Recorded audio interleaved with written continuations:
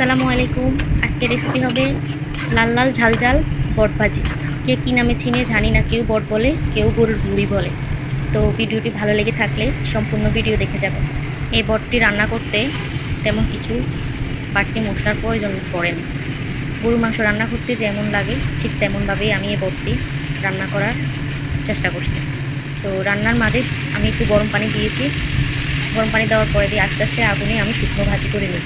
শুকনো ভাজির একদম শেষ পর্যায়ে আসলে আমি একটু ভাজা জিরা, একটু গরম মশলা দিয়ে দিব। তো গরম মশলা দেওয়ার পরে আমি অল্প আগুনের মাঝে আস্তে আস্তে বটটা সম্পূর্ণ ভাজি করে নেব। একদম শুকনো ভাজি করে নেব, যেহেতু খেতে অনেক মজা লাগে, ঝাল ঝাল লাগে। গরম ভাতের সাথে এই বট ভাজা খেতে খুবই মজাদার। এই বটটি আমি যেদিনে ভাজি করি একদম লাল লাল ঝাল ঝাল করে শুকনো ভাজি করে নিই। তো ভিডিওটি ভালো লেগে থাকলে সবাই লাইক কমেন্ট করবেন।